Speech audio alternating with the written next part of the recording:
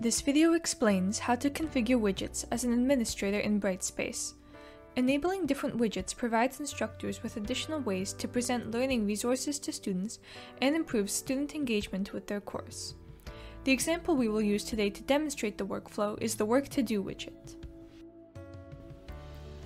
Administrators with the can-see/edit config variable values permission can configure widgets in the config variable browser found in the admin tools menu. For the Work to Do widget, administrators can enable date ranges using the configuration variables d2l.tools.worktodo.overdue week limit and d2l.tools.worktodo.upcoming week limit.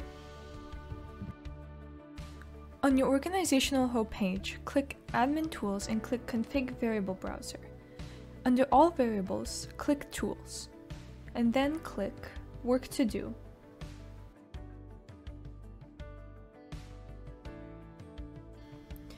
Customize the date ranges for the overdue week limit and upcoming week limit config variables by clicking on either, setting the org value, and clicking Save.